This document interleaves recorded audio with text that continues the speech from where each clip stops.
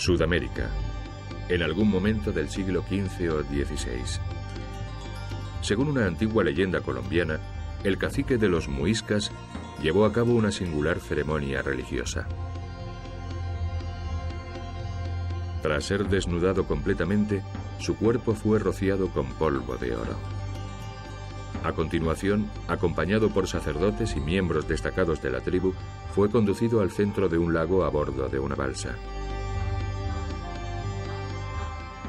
Durante su travesía, fue arrojando gemas y piezas de oro por la borda. Y por último, tomó un baño ritual en el lago. Los miembros de su tribu lo aclamaban y enaltecían desde la orilla. Aquel ritual originó el mito de El Dorado, la leyenda del hombre de oro. Siglos más tarde, esta historia desencadenó la locura de innumerables aventureros y mercenarios que partieron en pos de aquella tierra ignota donde el oro abundaba más que el agua. Cegados por la codicia, perpetraron auténticas masacres y arrasaron ciudades enteras. Nada podía detenerlos en su búsqueda de la perdida ciudad de oro llamada El Dorado.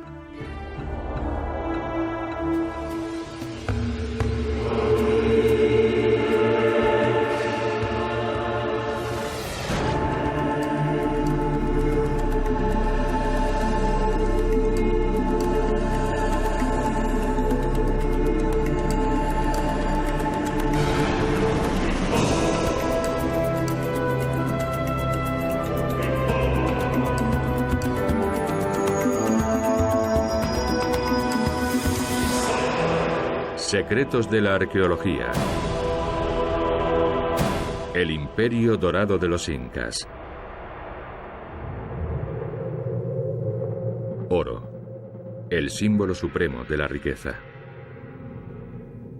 Ya en el antiguo Egipto, los artistas que trabajaban para los faraones empleaban este metal precioso para realizar obras maestras, como la celebérrima máscara mortuoria de Tutankamón. Los romanos sentían pasión por el dorado metal. Después de una conquista, sus legiones regresaban a Roma con todo el botín en oro que fuesen capaces de transportar.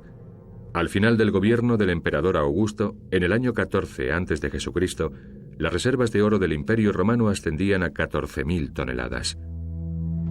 Hacia el año 1500 de nuestra era, la avidez de oro cobró un cariz violento en muchas naciones europeas. España envió nutridos ejércitos que cruzaron el mar y recorrieron América del Sur y Central en busca de oro y tesoros. La táctica militar de los conquistadores españoles era tan implacable que casi nunca hacían prisioneros. En ocasiones, algún artista o escritor participaba en la expedición para dejar constancia de tan trágicos acontecimientos.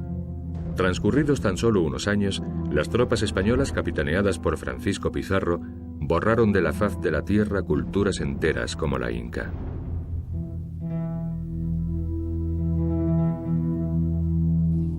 ¿Quiénes eran los incas? Sus orígenes se pierden en la noche de los tiempos. No obstante, según una teoría actual, los incas, como todos los pueblos precolombinos, eran descendientes de los asiáticos que hace unos 40.000 años emigraron a través del estrecho de Bering, aprovechando la gruesa capa de hielo que comunicaba ambos continentes. Tras ganar las regiones septentrionales del continente hace unos 24.000 años, aquellas gentes comenzaron a trasladarse hacia el sur. Gracias a una serie de utensilios líticos hallados recientemente, sabemos que los pioneros arribaron a Perú hace unos 18.000 años. En las más altas cumbres de los Andes, fundaron una poderosa y avanzadísima civilización. Cómo lo lograron sigue constituyendo un enigma. El vocablo quechua, inca, significa gobernante, caudillo. Sin embargo, originalmente debió de ser el gentilicio de una tribu que habitaba los aledaños del Titicaca, un lago enclavado entre las modernas naciones de Perú y Bolivia, que por aquel entonces se consideraba sagrado. La gran masa lacustre, que se sitúa a una altura de 3.800 metros sobre el nivel del mar, es el lago navegable de mayor altitud del globo. Posiblemente, el paisaje siga siendo tal y como lo conocieron los conquistadores. Los indios que aún pueblan estos parajes continúan navegando en balsas idénticas a las de sus ancestros. Sus embarcaciones están confeccionadas con totora, una variedad de caña silvestre que crece a orillas del Titicaca. Las balsas no son nada duraderas. Al cabo de solo 2 años, la totora se encuentra tan empapada que la embarcación se torna ingobernable y cae en desuso. Como sus antepasados, los indios siguen sirviéndose de la totora para fabricar sus viviendas, lechos y prácticamente todos sus enseres domésticos. Y por increíble que parezca, el mismísimo terreno sobre el que se asentó la población indígena se creó apilando numerosas capas de totora que con el decurso de los siglos fueron conformando islotes flotantes. Al decir de algunos arqueólogos, desde poblados como este los indios emprendieron su migración hacia el norte, donde erigieron Cuzco, la capital del Imperio Inca, hacia el año 1100 de nuestra era. 4 centurias después, el territorio inca englobaba la mayor parte de Chile y Argentina, la totalidad de Bolivia, Perú y Ecuador y parte de Colombia. Su población ascendía a 20 millones de almas. La metrópoli de aquel vasto imperio era la ciudad de Cuzco, edificada en un fértil valle volcánico del corazón de los Andes. Se la consideraba un lugar sacro, un centro de poder. Todas las arcaicas leyendas incas tienen aquí su arranque. Originalmente la urbe se proyectó con la silueta de un jaguar, un animal sagrado de la mitología inca. Su cabeza la componía una ciudadela llamada Sacsayhuamán, que albergaba hasta 5.000 guerreros. En el imperio del Inca todo pertenecía al Estado. No se usaba el dinero, pero el pueblo tenía la obligación de pagar una especie de impuesto, la mita, trabajando sin remuneración para el Estado. Merced a este trabajo, los incas lograron levantar grandiosas fortalezas como la de Sacsayhuamán. Pese a los numerosos derrumbes, la gran magnitud y la vastedad de la alcazaba aún resultan claramente perceptibles. Los ciclópeos sillares empleados en su construcción alcanzan un peso de hasta 100 toneladas. Y la primera de las 3 sucesivas murallas que protegen la ciudadela tiene un perímetro de 600 metros. ¿Cómo pudo una cultura que ni tan siquiera conocía la rueda o el carro llevar a cabo tales hazañas de ingeniería? Antes de su llegada, en estas colinas no había absolutamente nada. Tan solo eran tierras de cultivo. Con lo que sí contaban era con 20.000 hombres, 20.000 hombres reclutados por los funcionarios regios que prestaban gustosos sus servicios al Sapa Inca, el único Inca, ya que las cosechas se distribuían equitativamente entre el pueblo. Esta civilización no solo era capaz de acometer la edificación de fortísimas ciudadelas, sino también de ambiciosas obras de ingeniería hidráulica como los renombrados baños de Tambomachay construidos cerca de Cuzco. Según la leyenda, esta agua era sagrada, de modo que se reservaba exclusivamente para las ceremonias de purificación del soberano, que practicaba una ablución ritual antes de rendir culto al dios Sol. Según todas las fuentes, los incas vivieron en paz durante siglos, mas en 1535 irrumpieron los soldados españoles. Inicialmente, la belleza de estos parajes debió de subyugarlos. Sin embargo, su codicia de oro y riquezas los impelió al saqueo y la masacre de la población nativa. Cuzco fue despojada de sus tesoros. Los templos fueron derruidos y sus piedras se utilizaron para erigir la colonia española. Se podría afirmar que Cuzco es una ciudad tan solo parcialmente colonial. La base de los actuales edificios, con sus sillares cuadrangulares típicamente pulimentados y trabados entre sí, data de los tiempos de los incas. Los españoles trataron de levantar sus edificaciones sobre el arranque de sus muros. Sin embargo, las estructuras arquitectónicas pronto se derrumbaron a causa de los reiterados seísmos. No sucedió lo mismo con los muros ciclópeos construidos por los incas, que habían sido alzados teniendo en cuenta las destructivas fuerzas de la naturaleza. La iglesia y convento de Santo Domingo son buenos ejemplos de cuanto sucedió aquí. Se levantaron sobre el antiguo Templo del Sol, Coricancha, es decir, el recinto de oro, el santuario más destacado de Cuzco.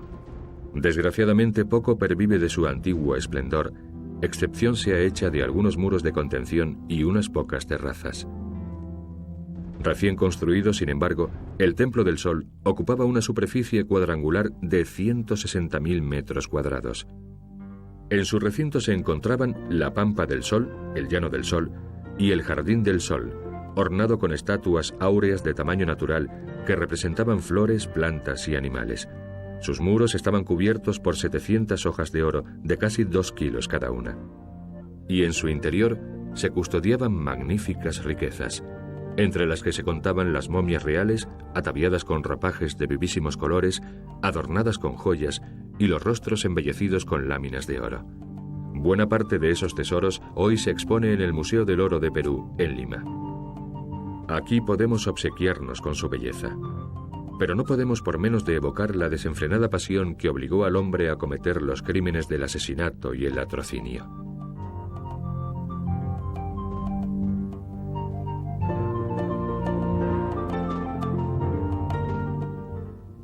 En el museo se exhibe un sinnúmero de alhajas de la cultura inca, como esta prenda ceremonial confeccionada con 13.000 placas de oro y artefactos procedentes de otras naciones dominadas por el imperio inca.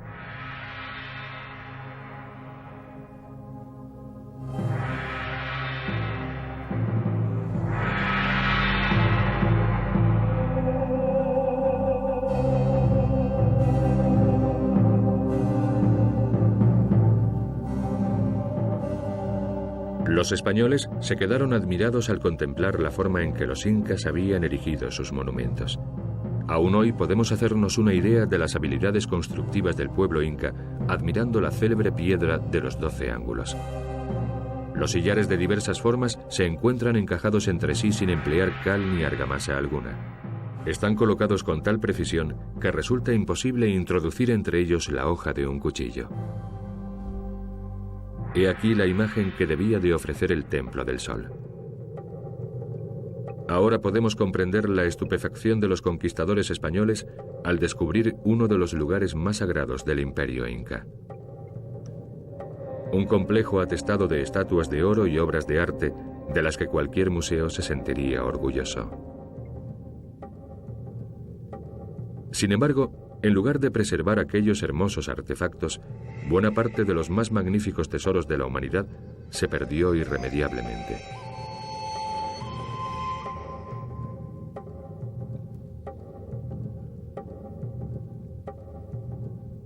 Los españoles fundieron casi todas las piezas para acuñar los pesos de oro que enviaban a España. Los moradores de Cuzco no corrieron mejor suerte. Se trataba de indefensos agricultores y obreros de la construcción, sin preparación alguna para encararse con un enemigo tan cruel como los conquistadores.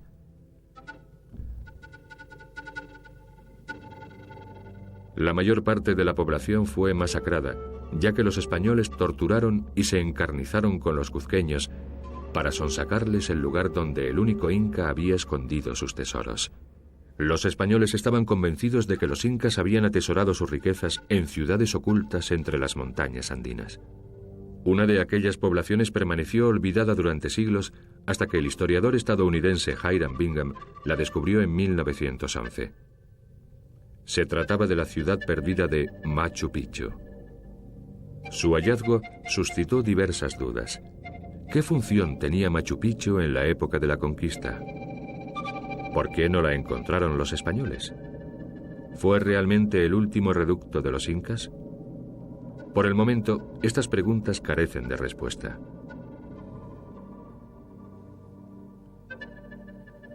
Según ciertos arqueólogos, Machu Picchu fue un puesto avanzado y fortificado construido para evitar que las naciones hostiles penetrasen por el valle sagrado de Cuzco y cayesen sobre la capital. Para otros, se trataba de un complejo sagrado, la sede de las vírgenes consagradas al dios Sol. Aquí se alza un templo elevado en su honor. Quizá el santuario se emplease a sí mismo como observatorio astronómico. No podría estar más próximo al cielo. Aún hoy se puede contemplar la Intihuatana, el lugar donde se amarra el sol, una especie de reloj de sol.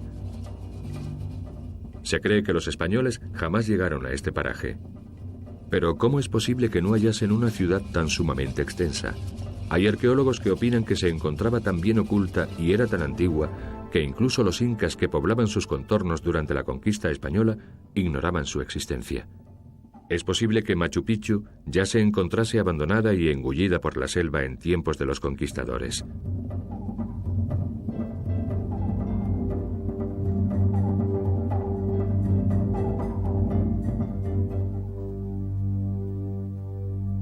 Pero algo sí es seguro. Pese a su halo de misterio, Machu Picchu no es la legendaria tierra de El Dorado. En ese caso, ¿dónde se hallaba El Dorado? El mítico Reino de Oro, la ciudad de muros forrados de oro y parques con árboles y flores de oro. La ciudad de los sueños de cualquier hombre, inconcebiblemente rica en alhajas y piedras preciosas. ¿Era el lugar a donde habían huido los incas con su oro al irrumpir los conquistadores? De ser así, tendrían que haber abandonado el país. En tal caso, el mito de El Dorado no guarda relación alguna con Perú. Para rastrear sus auténticos orígenes, debemos dirigirnos hacia el norte, a Colombia, ya que de allí procede el mito de El Hombre de Oro. La leyenda está vinculada a una ceremonia que tuvo lugar en el lago de Guatavita, situado a 50 kilómetros a oriente de Bogotá, la actual capital de Colombia. Cuando los españoles supieron de la historia del rey cubierto de polvo de oro y joyas, que arrojaba piezas de oro al fondo del lago, supusieron que el lecho lacustre debía de estar alfombrado de tesoros acumulados a lo largo de los años. Los científicos trataron durante mucho tiempo de determinar el origen tanto del mito como del ritual. Y en 1954, un equipo de arqueólogos colombianos ofreció una explicación aparentemente plausible. Sus investigaciones concluyeron que hace milenios, en una época en que el hombre ya habitaba la cordillera andina, un gran meteorito cayó de los cielos. Posiblemente los indígenas oyeron un estruendo ensordecedor y vieron hendiendo el cielo a la velocidad del rayo una masa dorada seguida por una estela de oro.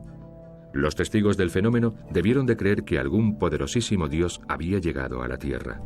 Los arqueólogos opinan que seguramente el cacique de los muiscas se recubría con polvo de oro y tomaba un baño ritual en conmemoración de aquel acontecimiento. Sin embargo, el germen de la ceremonia no constituía el único enigma. En primer lugar, ¿dónde obtenían los muiscas las grandes cantidades de oro que tiraban al lago? Sabemos con toda certeza que solamente las tribus de la Tierra Caliente, las regiones tropicales calurosas y húmedas, explotaban riquísimas minas de oro. Sin embargo, en la meseta de Bogotá, donde habitaban los muiscas, no hay trazas del metal precioso. Siendo así, ¿cómo es que a aquel pueblo le sobraba el oro hasta el punto de permitirse el lujo de arrojarlo a las heladas aguas del lago? El enigma quedó resuelto gracias al hallazgo de unas minas abiertas en las montañas del oeste de Bogotá. Datan del período muisca y contienen sal gema, la misma que empleamos para cocinar. En aquellos tiempos se trataba de un mineral tan sumamente escaso que los pueblos indígenas lo valoraban más que el oro. Los muiscas vendían sus tortas de sal por todo el territorio de la moderna Colombia, lo cual les reportaba pingües beneficios. Gracias a este comercio, los muiscas podían adquirir aquel metal de reflejos dorados. Y sus diestros artesanos modelaban esta maravillosa sustancia para conferirle un millar de prodigiosas formas. Aún hoy podemos admirar estos bellísimos artefactos pertenecientes a la extraordinaria colección del Museo del Oro de Bogotá. A raíz de la inauguración de este museo en 1939, Colombia logró detener el flujo de tesoros que salían de sus fronteras y salvaguardar así su acervo artístico. En sus salas se conservan momias y artesanía realizada en oro por la cultura muisca, así como por otras tribus que practicaban la orfebrería, como por ejemplo los inúes, célebres por sus zarcillos en forma de abanico, los tolimas y los quimbayas, cuyos artífices realizaron una inmensa variedad de preciosísimas piezas, y los calimas, que fabricaban grandes pectorales, diademas y prendedores o broches. A la vista de tanta belleza nos preguntamos quién lucía tales alhajas. ¿Solamente los caciques o los guerreros? ¿O quizá las mujeres también suspiraban por adornarse con ellas como hoy en día? Los estudiosos dedicados a este período concluyen que las féminas jamás llevaban tales adornos, que se reservaban exclusivamente para el ornato de sacerdotes y dignatarios. La joyería tenía una importante significación ritual y religiosa. Las figuras fantásticas representan personajes sobrenaturales que, según creían los pueblos precolombinos, ejercían su influjo sobre la vida terrena. Las máscaras con que se cubrían los rostros de los difuntos tenían por fin prolongar su vida tras la muerte. Las diminutas y estilizadísimas efigies de animales, especialmente de aves, se ofrendaban a las divinidades para propiciar la fertilidad de la tierra y obtener abundantes cosechas. Entre estas asombrosas joyas, algunas entrañan ciertos misterios. Los estudiosos sostienen que sus siluetas perfectamente estilizadas tan solo serían concebibles para un ingeniero aeronáutico de nuestro tiempo. ¿Cómo pudieron realizarse hace más de un milenio?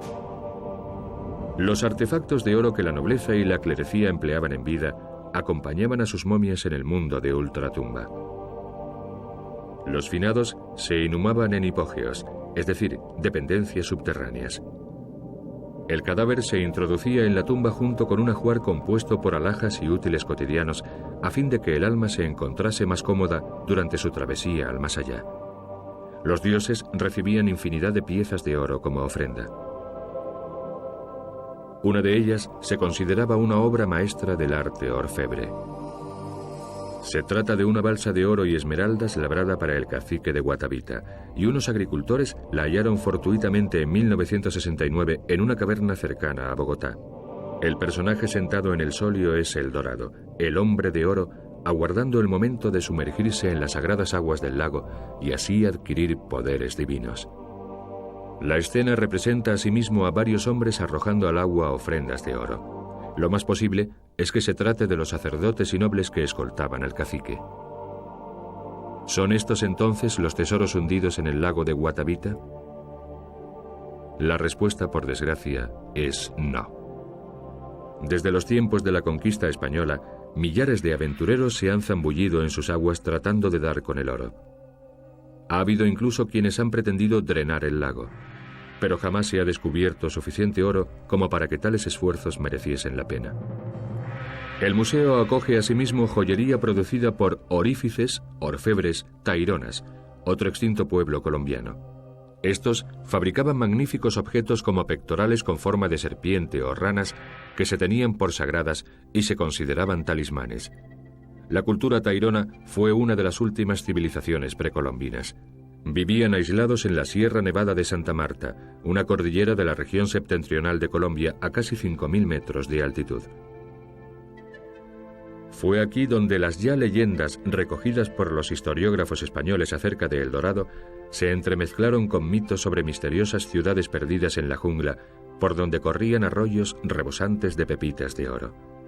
Una de estas ciudades era Chairama, en la actualidad un yacimiento arqueológico conocido como Pueblito. En este lugar, los indios taironas empedraron kilómetros y kilómetros de senderos para facilitar el tránsito entre las diversas aldeas. Pese a la existencia de tales caminos, los conquistadores experimentaron graves dificultades para arribar a las poblaciones ocultas entre la selva. La maraña de árboles y otras plantas selváticas los sumía en la oscuridad, de tal modo que les resultaba imposible orientarse.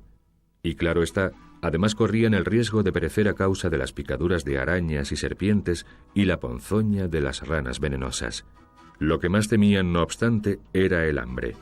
Cuando se quedaban sin víveres, se comían el cuero de las sillas de montar, y eso después de haber sacrificado las mulas. Pero el hambre de riquezas, de dar con el dorado, no cesaba de espolearlos. Jalonando una de las sendas que conducen a Pueblito, se encuentran unas grandes peñas sobre las que se observan singularísimos grabados. Los arqueólogos sospechan que se trataba de un paraje ritual donde se ofrecían sacrificios al dios Sol, la figura representada en este peñasco.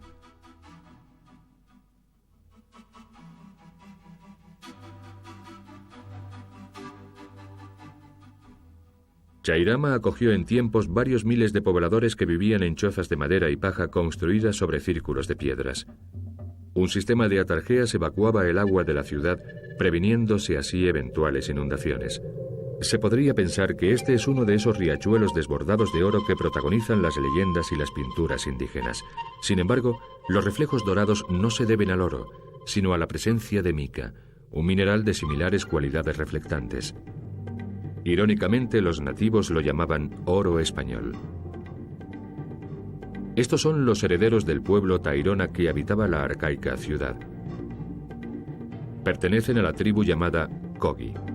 Los Kogi conservan ciertas costumbres y tradiciones legadas por sus ancestros. Los taironas temían que los españoles llegasen inopinadamente y no dejasen tras de sí más que un rastro de muerte y destrucción.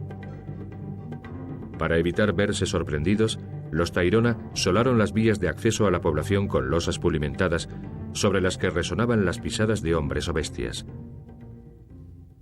Después de 500 años, estas piedras siguen cumpliendo con su cometido original. Desgraciadamente, esta señal no bastó para salvar a los Tairona, de modo que acabaron corriendo idéntica suerte que las restantes culturas precolombinas, para quienes el mito de El Dorado no supuso sino inenarrables padecimientos. La búsqueda de El Dorado supuso la debacle para unas poblaciones indígenas que trataban de desarrollar su civilización. Fue una verdadera desgracia que acabasen siendo víctimas de unos hombres poseídos por una irrefrenable codicia. Aunque El Dorado jamás se encontró, la búsqueda aún no ha cesado. Los artefactos y alhajas áureas que sobrevivieron a aquellas antiguas civilizaciones impelen a los Indiana Jones de nuestro tiempo a abrirse paso a machetazos por las selvas sudamericanas en pos de la ciudad perdida de los sueños del hombre. La leyenda de El Dorado pervive.